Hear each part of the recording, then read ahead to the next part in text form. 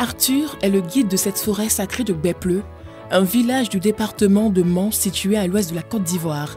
C'est par des applaudissements que lui et ses collaborateurs appellent les singes de cette forêt. C'est l'heure du petit déjeuner.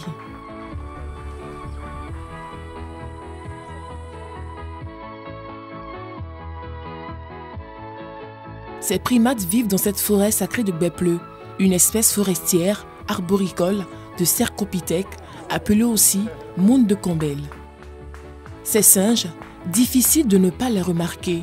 On les aperçoit tout de suite dans cette forêt sacrée juste à l'entrée de la ville.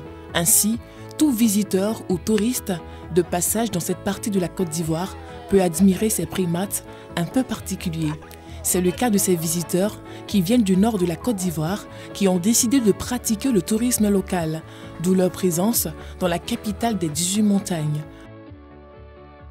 Quand je suis venu, on m'a dit qu'il y a des animaux ici, qu'on peut bien s'approcher d'eux. Donc je suis très content, voici les animaux, mais moi-même j'enlève les bananes et je les donne main à main, donc ça me fait vraiment très plaisir. J'invite tous les Ivoiriens à visiter les sites touristiques, parce que c'est nous-mêmes on peut développer ça. Voilà, si nous-mêmes on fait ça, à travers ça on peut appeler, les autres aussi vont avoir le courage pour venir visiter aussi. Ces singes sacrés, il faut le souligner, ont une alimentation un peu spéciale. Chaque matin, on achète les bananes, on appelle les singes, ils viennent à côté de nous, on leur donne un peu et puis on les maintient comme ça, chaque jour que Dieu fait. On les maintient comme ça parce qu'on ne les rassasie pas. Parce qu'une fois ils sont rassasiés, on va beau les appeler maintenant, même s'ils sont dans les branches à côté de nous, ils ne vont pas sortir, ils ne vont pas descendre. Et là maintenant, on attend les visiteurs qui viennent. Quand ils viennent, on les fait descendre maintenant, les bananes. Oui, ils vont manger beaucoup, mais on les maintient quand même. Ces macaques mesurent environ 40 à 60 cm avec une queue longue de 50 à 75 cm. Leur poids varie entre 3 et 6 kg. Ils vivent en petits groupes. Ici, sur 100% des singes, il y a au moins 80% qui sont femelles. Et puis les 20%, ce sont des mâles.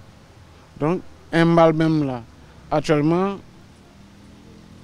on peut avoir au moins 20 à 30, au moins, pour un mâle.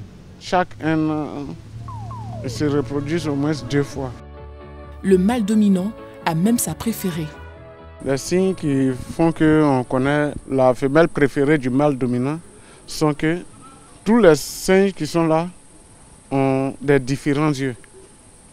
Il y a d'autres, vous allez les voir, et ils ont des yeux rouges, d'autres ont les yeux jaunes, d'autres ont les yeux un peu limpides.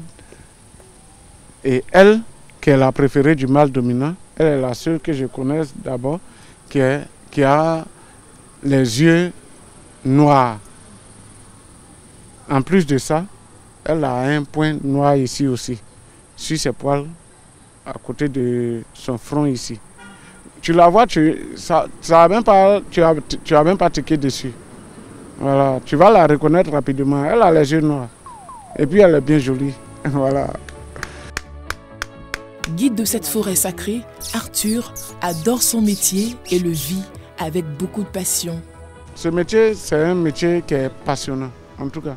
Le fait de causer toujours avec des visiteurs, que ce soit ivoiriens ou bien des Africains, mais des pays comme la France ou bien États-Unis, Brésil, tous ceux qui viennent ici, tu causes avec les jolis mousseaux et puis voilà. Et puis avec les blancs encore, c'est encore trop intéressant.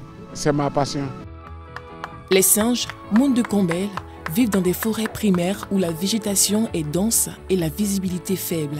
Cette forêt située à l'entrée de la ville est donc adaptée pour cette espèce. Mais dans cette forêt, les monts de Campbell ne sont pas les seuls. Une autre espèce de primate, devenue aujourd'hui vieille, y vit. On a une deuxième race là qui est seule de sa race comme ça.